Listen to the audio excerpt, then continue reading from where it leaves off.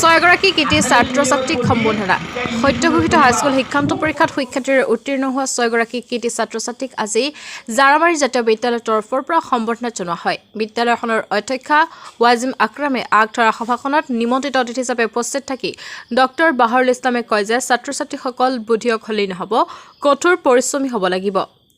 আব্দুল মমিন খণ্ডকাৰে সভাপতিত্ব কৰা সভাখনত বিদ্যালয়খনৰ 6জন ছাত্ৰ ছাত্ৰীক গামোচা, জাপি, কলম আৰু মানপত্ৰৰে সম্বৰ্ধনা জনোৱা হয়। সভাখনত হাছানুজ্জামান আনচাৰী, শিক্ষক আব্দুল মান্নানে ছাত্ৰ ছাত্ৰীক উদ্দেশ্যে ভাষণ প্ৰদান কৰে। সভাখনত অভিভাৱক, অভিভাৱিকা, শিক্ষক গোট আৰু ছাত্ৰ ছাত্ৰীসকল উপস্থিত আছিল। নগাঁৱৰ পৰা মুজামিল খানৰ ৰিপৰ্ট, নিভাজ অসম লাইভ।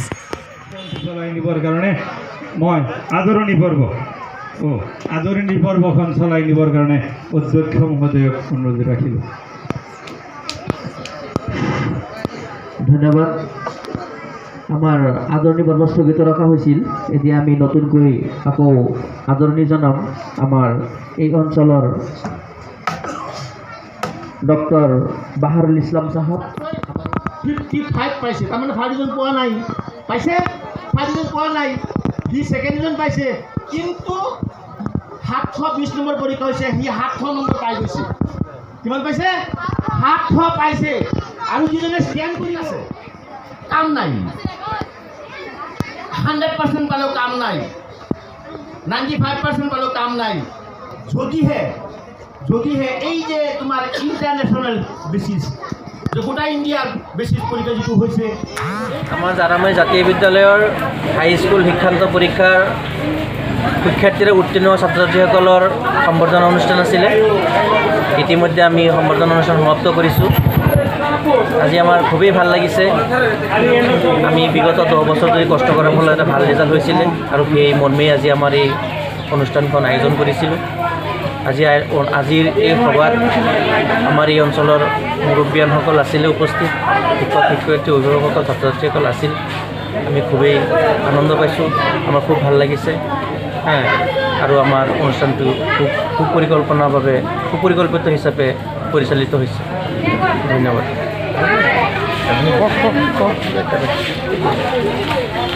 ছাৰ মাজলৈ আপুনি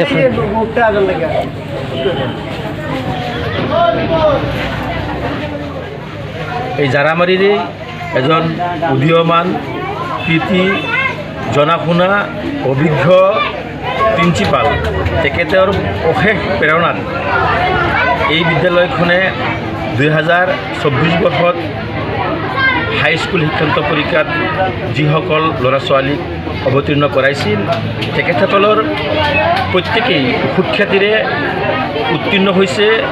6জন ছাত্ৰৰ ভিতৰত 2জনে ডিষ্টিংশ্যন, 2জনে ষ্টাৰ মাৰ্ক আৰু 2জনে সাধাৰণভাৱে ফাৰ্ষ্ট ডিভিজন পাইছে। আৰু এই কৃতিৰ মূল আমাৰ শিক্ষক আৰু আমাৰ এই বিদ্যালয়ৰ অধ্যক্ষ মহোদয়ক মই এই বিদ্যালয়ৰ এজন শিক্ষক হিচাপে তেখেতক মই এই কৃতিত্বৰ গুৰু, মানে মুৰব্বী অৰ্থাৎ গুৰু দায়িত্ব তেখেতে পালন কৰিছে বুলি মই ভাবোঁ। আৰু ভৱিষ্যতেও যাতে আমাৰ এই বিদ্যালয়ৰ ৰিজাল্ট এনেকৈ অক্ষুণ্ণ থাকে, তাৰ চেষ্টা আমি সকলোৱে কৰিম। আমাৰ এই অঞ্চলত যাতে আৰু ভাল ৰিজাল্ট হয়, সেই কামনাৰে এই অঞ্চলৰ বিশেষ ৰাইজক, এই অঞ্চলৰ দুখীয়া ৰাইজক আমি শিক্ষকসকলৰ ফালৰ পৰা বিদ্যালয়ৰ পৰা হাইস্কুল শিক্ষান্ত পৰীক্ষাত ডিষ্টিংশ্যন পাবলৈ লাভ কৰিছোঁ। আৰু আজি এই ৰিজাল্টটোত মই বহুতেই আনন্দিত হৈছোঁ আৰু লগতে আমাৰ শিক্ষক শিক্ষয়িত্ৰীসকলো বহুতো আনন্দিত হৈছে। আৰু মই সকলোকে এইটো মেছেজ দিব বিচাৰিছোঁ, তোমালোকেও সকলো ল'ৰা ছোৱালী, ষ্টুডেণ্ট সকলোকে জনাইছোঁ, তোমালোকে ভালকৈ লিখা পঢ়া কৰিবা, ভালদৰে যাতে ভাল ৰিজাল্ট কৰিব পাৰা। আৰু আমাৰ এইখন স্কুলৰ ওচৰে পাঁজৰে থকা ছাত্ৰ ছাত্ৰীসকল, তোমালোকে যদি ভাল ৰিজাল্ট কৰিব বিচাৰা তেনেহ'লে আমাৰ এইখন বিদ্যালয়ত এডমিশ্যন ল'ব পাৰা। ইয়াত বহুত উন্নত শিক্ষা আৰু